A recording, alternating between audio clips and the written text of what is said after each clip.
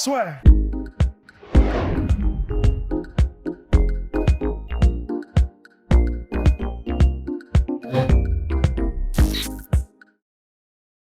Bonjour à toutes et à tous, bienvenue dans le podcast La Sueur. Toutes mes excuses à mon cher Russ, puisque j'ai été en retard pour l'enregistrement de ce podcast, et monsieur est un homme pressé, un homme ponctuel, et nous allons débuter, mon cher Russ, sur la catégorie Light Heavyweight qui enfin redevient excitante. Ouais, il se passe des trucs, en tout cas, c'est le fameux quand le chat n'est pas là, les souris dansent, et là, ça zouk comme jamais. Hein. En gros, là, John Jones a rendu son titre, et c'est comme si, bon, ça aurait pu être un peu avant, un peu après, ça se trouve, il n'y a pas de directe corrélation, mais déjà, Anthony Johnson revient, bon, ça c'était un peu avant que John Jones rende sa ceinture, mais peut-être qu'il l'avait senti, on n'en sait rien.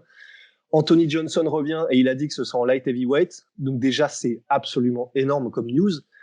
L'UFC a, vu que ça faisait un petit bout de temps déjà que John Jones faisait son truc, ils ont déjà booké le combat Jan Blachowicz contre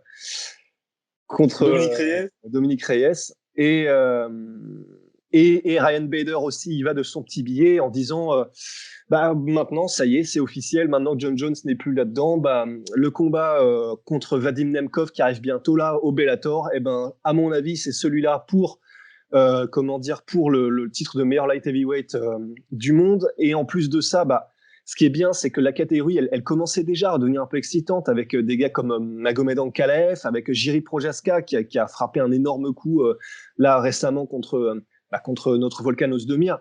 Et là, tout ça, ça fait que effectivement, il se passe un truc. Il se passe un truc et la catégorie, c'est un peu comme pour ceux qui l'ont vu pour le film Sicario, le premier.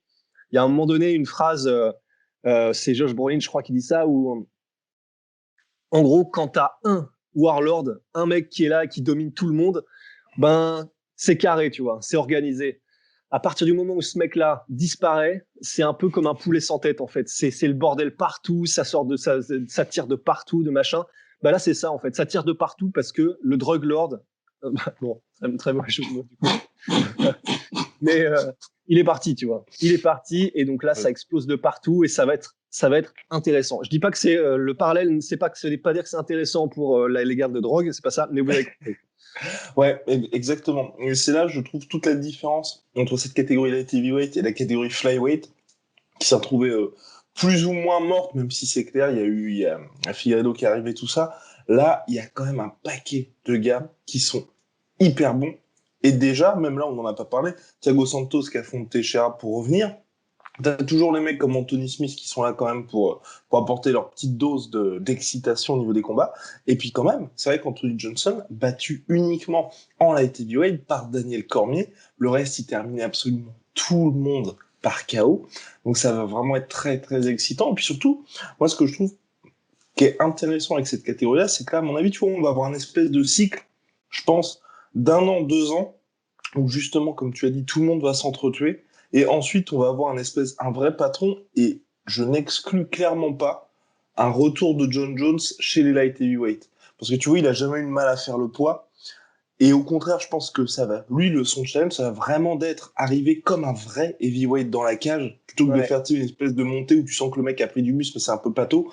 Et donc, à mon avis, tu vois, le plan, c'est d'ici 1 ou 2 ans, s'il a le titre heavyweight ou s'il a fait des grandes choses en heavyweight, c'est revenir en light heavyweight pour essayer un petit peu de boucler la boucle et de dire, ok les gars, et c'est ce qu'on disait souvent dans les podcasts, c'est j'ai dominé la catégorie la génération qui m'a précédé, ma génération, et là maintenant je mets un point final en dominant la next gen et puis maintenant je prends ma retraite. Honnêtement, c'est vrai que s'il fait ça, alors là, ce sera compliqué quand même de dire que ça n'est pas le plus grand de tous les temps, je pense, parce que là, s'il fait ça, déjà gagner le titre en heavyweight, c'est pas comme si c'était une catégorie faible en ce moment. Enfin, c'est-à-dire que disons, au moins au top, faut quand même passer sur Francis Ngannou et Stipe Miocic, probablement. Va falloir se lever de bonheur quand même. Enfin, honnêtement, c'est pas des petits clients. C'est Miocic, probablement le plus grand heavyweight de l'histoire de l'UFC. Ngannou, peut-être le mec le plus flippant de l'histoire de l'humanité. Enfin, on sait pas, faut voir. Donc, c'est quand même pas évident. C'est vraiment pas évident. Donc, s'il fait ça, qui revient et qui bat le mec qui se sera installé dans la catégorie, qui aura pris place sur le trône et qui s'y sera vraiment bien installé, Alors là, bon, là, personne, je pense, ne pourra plus rien dire, à part bien sûr le fait que il y aura toujours, maintenant et à jamais, cette espèce de nuage de performance enhancing drugs et de ouais, c'est ça, de stéroïdes. Mais c'est vrai que du point de vue, comment dire, dans la cage, du point de vue des skills, du point de vue de ce qu'il aura accompli, bon là, ça va être compliqué d'aller le chercher, quoi. Mm. Donc avant, on s'intéresse à Dominic Reyes contre Jan Blachowicz. Pourquoi? Pourquoi ce passage à maintenant en heavyweight de John Jones? Déjà, ça veut dire, mine de rien, que les discussions pour Francis Ngannou étaient entre guillemets réelles. L'UFC voulait pas faire le combat parce qu'il y avait pas assez d'enjeux. Là, le plan de Dana White, de ce qu'il a dit, c'est Francis Ngannou a d'abord le title shot, ensuite à John Jones. On peut sous-titrer si vous voulez, d'abord Ngannou met son gros KO à Stipe Miocic et ensuite on fait ce combat-là pour la ceinture. Et mais pour toi, pourquoi est-ce que maintenant John Jones fait sa montée alors que c'est vrai, quelque part, moi j'en suis ravi, mais ses dernières performances en light heavyweight, tu vois, on va pas dire qu'on attend ça avec moins d'impatience, mais c'est pas Ouais. moins encourageant, mais on a plus un petit peu peur de se dire, bon, il a galéré contre Thiago Santos, il a galéré ensuite contre Dominic Reyes, et là, il fait sa montée. Ouais. C'est un gros pari quand même. Ouais, c'est un gros pari. En fait, je sais que je vais me faire catapulter pour ce que je vais dire et que beaucoup de gens vont pas kiffer à mon avis, mais je pense que juste, il s'ennuyait en fait. Je pense qu'il s'ennuyait et que c'est une des raisons pour laquelle, clairement, et le combat contre Thiago Santos et le combat contre Dominic Reyes, c'était pièce de monnaie, voire même certains les donnaient à l'un et à l'autre, enfin, disons à Santos et à Reyes. Mais je pense que c'est plus un cas de John Jones qui ne trouvait aucune motivation pour s'entraîner, qui ne trouvait aucune motivation pour ces combats-là, qui a fait que ça a été peut-être aussi, comment dire, aussi serré. Et je me dis, ce qui lui manque peut-être, c'était effectivement un vrai challenge. Ce qui lui manquait peut-être, c'était quelque chose qui lui fasse se lever le matin en disant, OK, là, je flippe, ou alors là, il y a vraiment quelque chose à aller chercher.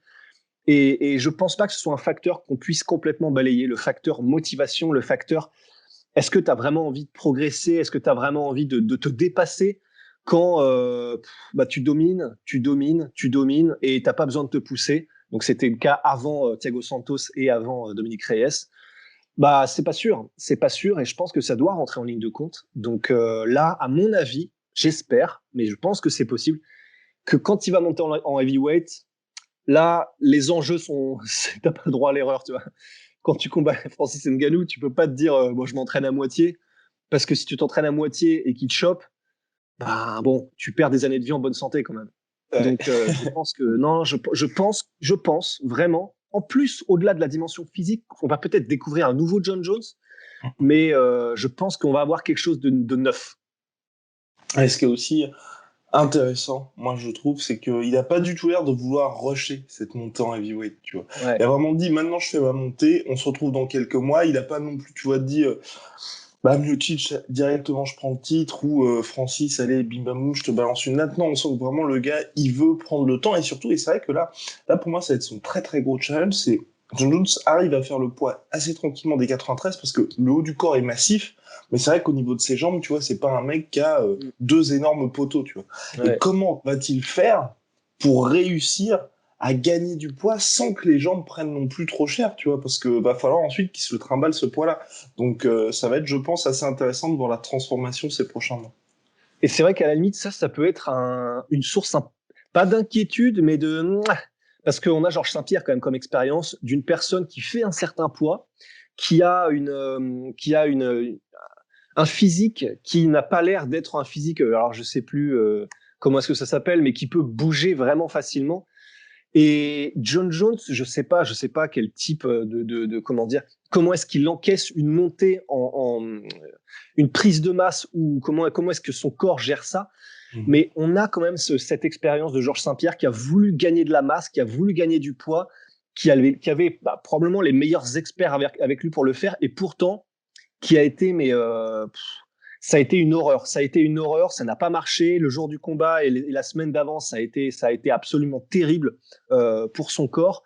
Et en fait, je me dis, bah ouais, enfin, John Jones, je sais pas si c'est entre guillemets faisable. Je sais pas s'il prend de la masse suffisamment pour être un vrai entre guillemets heavyweight et quelque chose que son corps acceptera et Et donc, si c'est pas le cas et qu'en gros, on va juste trouver le John Jones qui ne cut pas de poids, mais qui sera entre guillemets le même, est-ce que Ouais. ça, c'est suffisant en heavyweight? C'est pas mal de questions qui va falloir voir Qui quand même. nécessite quelques réponses. Non, parce que oui, c'est ce qu'on veut dire avec Ross, c'est que je pense qu'à mon avis, sans trop de soucis, les 105 kilos, il les fait. Voilà, Ouais, parce voilà, que de c'est toute ça. Ouais. façon, c'est son poids normal. Mais après, ouais, je pense que s'il veut vraiment avoir un run vers le titre, faut qu'il soit à 110, quoi. 110, 115. Enfin, allez, 112. Faut qu'il soit à Ouais, 112. Et là, ouais, peut-il être à 112 en étant à l'aise? Parce que s'il combat Ngannou, il sera obligé de faire de la lutte. Et donc, un John Jones de 112 kilos, donc 20 kilos de plus, grosso modo, enfin, un petit peu moins, bien évidemment, que lorsqu'il est en light heavyweight, peut-il tenir la cadence face à un Francis Ngannou qui va pas se faire terminer en un round ou deux? ouais. Bah, c'est toute la question. Hein. C'est vraiment toute C'est la la question. question à 100 000 dollars. Enfin, même plus. Ah ouais, plusieurs millions là. Ouais, Ouais, ouais, parce que il y a le facteur financier aussi probablement de ce pourquoi John exactement. Jones monte. Mais Ouais. en tout cas, je suis excité. Mais vraiment, hein, par cette montée, parce que là, ça apporte un petit peu de fraîcheur à la catégorie. Cela dit, je sais pas si tu es d'accord avec moi, mais pour moi, t'as Miocic, Ngannou, et après, clairement, ça se tasse beaucoup. Parce que tu vois, on parle de renouveau de cette catégorie heavyweight, mais là, pour moi, avec la montée de John Jones, maintenant, t'as trois gars. Avant, t'avais Cormier, mais ce que je veux dire, c'est que là, à part ces mecs-là, le reste, enfin, personnellement, moi, je trouve qu'ils sont assez limités. T'as Cyril Gann qui arrive parce que c'est un prospect, on n'a jamais vu ça. Mais même au-delà de ça, à l'UFC en ce moment, je trouve que dans les mecs qui arrivent et où tu te dis, bah, t'as un gars qui a le full package, qui peut être champion, ou tu vois, qu'il y a vraiment quelque chose de spécial, bah, je trouve qu'il n'y a pas grand monde. Ouais. Ouais, ouais. Bah, en tout cas, de toute Et façon, c'est pour c'est ça vrai que, ah oui, c'est pour ça aussi que j'étais content quand Tony Johnson, quand il devait monter à la base, il avait dit je monte en heavyweight. Et là aussi, j'étais content. Et nous avions fantasmé d'un Anthony Johnson, Francis Ngannou. et ouais, bon bah peut-être on peut peut-être comment dire le garder quelque part dans les tiroirs, mais c'est vrai que bon bah si Anthony Johnson il a pour projet d'aller chercher le titre en light heavyweight, bah ça veut dire qu'il ouais, il va peut-être y rester bah, au moins quelques années, au moins un an ou deux, histoire de dégommer quelques contenders. Et donc bon bah c'est peut-être quelque chose qu'on aura dans un futur un peu proche. Mais ouais, sinon en fait je suis d'accord. Il y a pas il n'y a pas un heavyweight, il n'y a pas un heavyweight là, parce que c'est vrai que Cyril, voilà, évidemment, il est français cocorico, mais on attend encore évidemment, comment dire, les confirmations, on attend encore quelques Exactement. combats. Il n'y a pas un combattant en poids lourd là où on se dit c'est le renouveau, c'est lui qui va prendre en charge, prendre en main la catégorie où on va avoir quelque chose d'unique. Il y a pas ça, tu vois. Honnêtement, par exemple en light heavyweight, je me dis bah vu ce qu'il vient de faire contre un mec d'aussi haut niveau que Volkan, un mec comme Jiri, tu vois, j'ai un peu cette sensation de Mhm. ok, là on a quelque chose de vraiment vraiment lourd, on a quelque chose de vraiment intéressant en poids lourd, il y a personne qui donne cette sensation de puissance en devenir. Donc, ouais, ouais, ouais. C'est vrai que ce sera probablement un ménage à trois, du coup, avec. Ménage try. Ouais. Ouais, exactement. Mais ouais, non, mais je suis bien d'accord avec toi de toute façon. C'est pour ça que je pense que la montée de John Jones chez les lourds, tu vois, ce sera un petit run de quoi ouais, ouais, je pense vraiment 1 ou 2 ans max, tu vois, le temps qu'il nettoie la catégorie, enfin nettoie. Je vais me calmer, qui fasse, tu vois, qui prenne la ceinture, peut-être une défense de titre et ensuite qui descende à nouveau. Parce que c'est vrai que t'as pas tant de combats excitants, même le combat, tu vois, le fameux combat contre Brock Lesnar, je pense, à mon avis, que c'est terminé de toute Oui, oui. façon. On est d'accord, donc Brock Lesnar, game over. Et il y a chez les light heavyweight, c'est la prophétie, peut-être autoréalisatrice comment, de la sueur, Dominic Reyes contre Blachowicz pour la ceinture light heavyweight. C'est acté par l'UFC. Et je pense, pour ma part, que Dominic Reyes, ça peut vraiment être celui, tu vois, qui va... Moi, c'est Dominic Reyes ou Thiago Santos, sur les deux, à mon avis, qui ont une chance vraiment de, tu vois, d'ici 1 ou 2 ans, une fois que tu auras eu tous les combats, toutes les guerres, les deux mecs qui seront au top, je pense que ce sera un des deux. Et peut-être plus Dominic Reyes. Parce qu'il a la fraîcheur physique que n'a pas Thiago Santos. 36 piges, là, il sort, tu vois, d'1 an parce qu'il s'est pété les 2 genoux contre John Jones. Bon. Donc, d'ici 1 ou 2 ans, tu vois soit Reyes, soit Santos sur le trône et bien assis. Ouais, exactement. Ah. Oh. Non, parce Honnêtement, que, parce que Jerry, en fait, j'ai confiance en lui, mais comment? Non, mais tu vois, j'ai confiance, mais le fait, tous ces arabesques, je pense que ça va lui jouer des tours. Et puis même, Waouh. et le, waouh, oh waouh. Et le premier round, mine de rien, contre Volkan, il se fait quand même pas mal toucher. Et tu Ouais, vois, mais et, après, c'est quand même Volkan en face, c'est quand même oui, c'est un top 5. Du coup, en fait, c'est ça qui m'impressionne, c'est que il est capable de faire ça, Projaska, contre un mec qui est aussi bon, justement. Et objectivement, et c'est pas parce qu'on le kiffe, mais objectivement, Volkan, c'est top 5. Et le fait qu'il soit capable de faire ça dès son premier combat à l'UFC, en fait, c'est ça qui me fait me dire, ah ouais, enfin, à 27 piges, d'accord, quoi.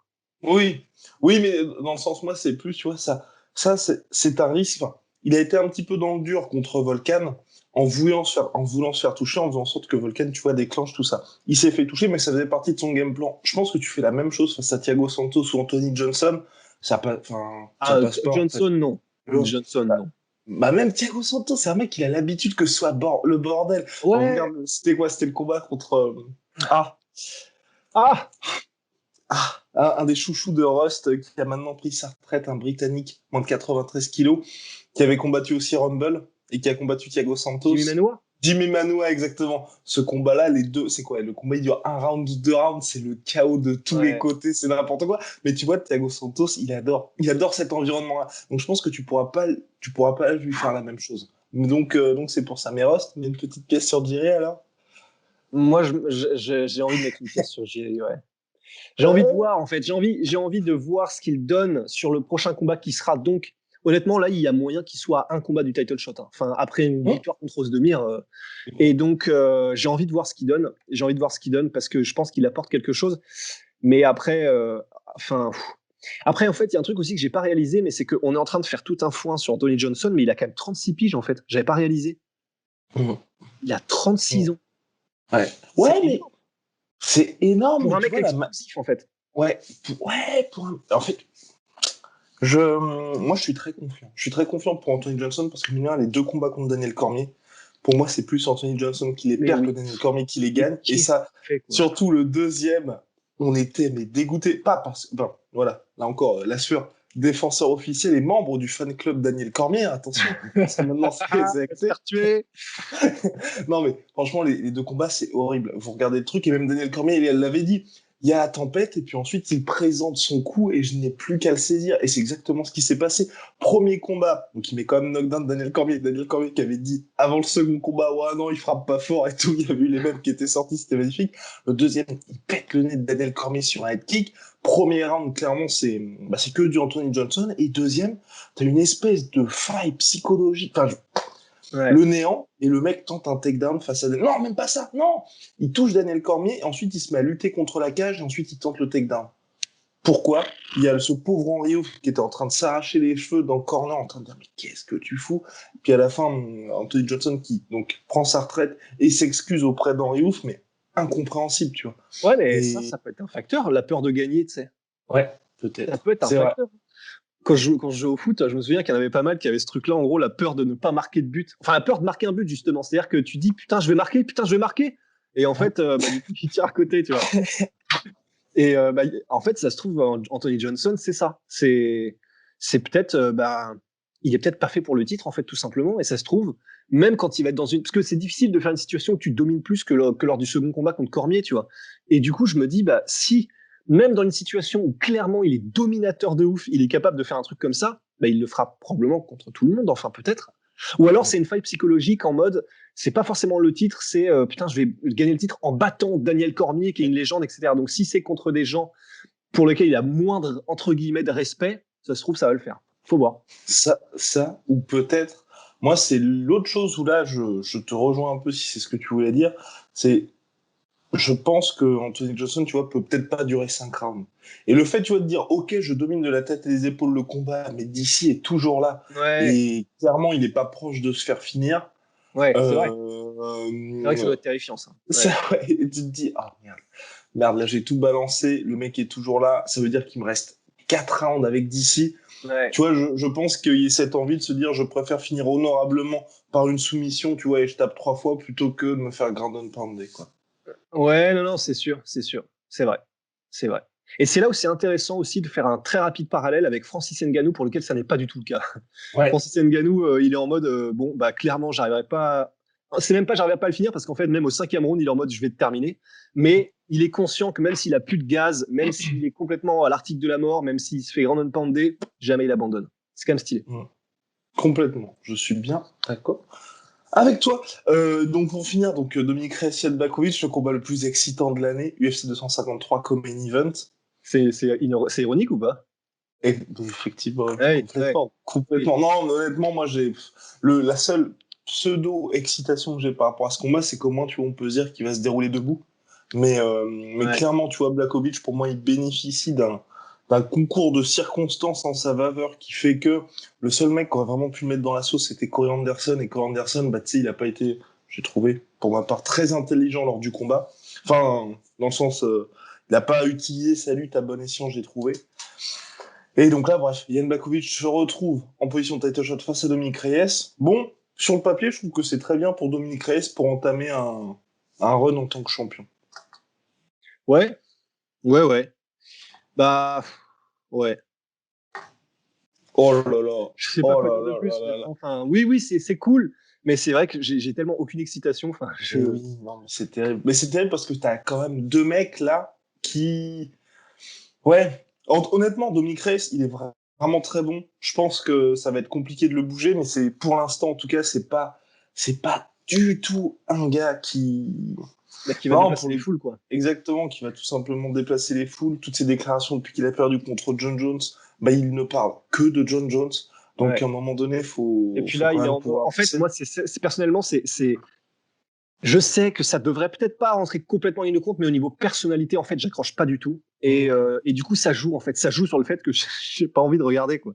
Mais là, par exemple, tu vois, il vient de dire, ouais, la raison pour laquelle John Jones monte en heavyweight, on va pas se le cacher, c'est à cause de moi, tu vois. Oui, ah oui. Bah, c'est dommage parce que t'as fait un combat de ouf contre John Jones. Là, t'as l'occasion d'être un gars que tout le monde regarde depuis le bas. Tu vas être en mode ah ouais, ok, cette personne-là, c'est ça qu'on veut devenir en tant qu'être humain, un mec humble, il aucune excuse, objectif, lucide, mais en même temps un putain de bosseur et tout. Et il te sort un truc, clairement là, ça veut dire que je sais pas, il voit pas les choses de façon lucide. Je pense que John Jones, à mon avis, le dernier truc auquel il pense en ce moment, c'est Dominic Reyes, tu vois. Et en fait, c'est ça qui me gêne un petit peu avec Reyes, c'est ce côté, c'est ce qui fait que j'étais pas fan avant, même si j'adore son style de combat, mais que j'étais pas fan avant, que je le suis moins encore maintenant. C'est sa personnalité en fait. Enfin, j'accroche pas, quoi. Non, c'est clair. Après, je me dis, peut-être. Je garde l'espoir que, tu vois, comme justement le gars aujourd'hui, il a pas énormément de fans, les gens ne parlent pas beaucoup de lui, c'est peut-être aussi un moyen d'attirer l'attention. Certes, très mal, mais tu vois, c'est de se dire, il vaut toujours mieux qu'il y ait un petit peu de presse à mon sujet plutôt que personne ne parle de moi. Et donc, le seul moyen aujourd'hui pour faire en sorte que MMA Fighting, MMA Junkie et les autres médias sportifs parlent de moi, c'est justement quand je clash John Jones. Parce que, une fois, à un moment où il aura le titre ou qu'il aura accompli quelques véritables choses dans la cage, bah, à un moment donné, les gens lui poseront des questions sur lui et pas sur John Jones aussi. Ouais. Enfin, c'est ce que j'espère en tout cas. Ouais. Mais dans ces cas-là, je comprends. Mais j'aurais presque préféré qu'ils disent, s'il veut faire une headline, il dit juste, bon bah voilà, Jan Blachowicz, c'est la première pierre de mon règne et qui va durer un bon bout de temps, tu vois, jusqu'à ce que John Jones revienne et je le démonte. Tu vois, enfin, je pense qu'il aurait pu. Hein. Complètement. Ouais, bah. Il faut qu'il nous engage comme PR. Exact, c'est ce que j'allais dire. Il sait où nous trouver s'il a besoin de quelques conseils. Mais donc, Jan Blachowicz qui l'affrontera. Thiago Santos ensuite de Glover Teixeira pour le prochain title shot de la catégorie selon toute vraisemblance. Puis après, c'est là que tout restera ouvert parce que là, par contre, le petit Dominic Reyes Thiago Santos. Ouais, ça va être sympa. Bon, celui-là est déjà intéressant et c'est pour ça que je trouve que c'est pas mal. C'est Glover Teixeira mine qui est revenu en très grande forme pendant le confinement. Hein. Il a su profiter à merveille de cette pause pour se recentrer sur ses entraînements. Et le fait qu'il revienne face à Thiago Santos, je trouve que c'est un super test pour Thiago Santos, tu vois, de se dire après plus d'un an d'absence, voir comment les deux genoux sont tout simplement. Est-ce qu'il a eu une très bonne période de récupération tout simplement et est-ce qu'il peut surtout entamer un nouveau run et surtout s'il a pas cette peur, tu vois, de se péter parce que c'est vrai qu'avec son style, si t'as un petit peu d'appréhension, je pense que ça peut être très très compliqué. Ouais, c'est clair. Non, pour Santos, ça va être vraiment intéressant de voir comment il revient parce que effectivement, ça va être on va en savoir beaucoup sur son caractère quand il va revenir. Parce que moi, je pense que de toute façon, c'est tellement un taré qu'il va revenir complètement prêt à en découdre et qu'il va rebalancer ses jambes comme Jaja. Je pense, mais peut-être que je me trompe. Mais c'est vrai que ça va être intéressant de voir justement. On va en savoir beaucoup sur la personne qu'est Thiago Santos après ça. Exactement. Bien. Big shout out to my sweet protein. Content tu poursuis avec le code la sueur.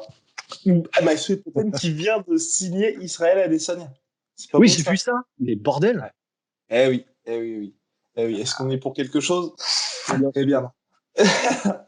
Et Venom tout simplement, lien dans la description, sponsor de l'UFC, sponsor de la sueur.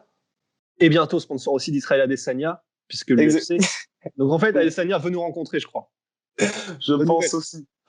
Mais là aussi, un mail c'est beaucoup plus simple, Israël, il n'y a pas de souci. Bien. À très vite. À très vite. Swear.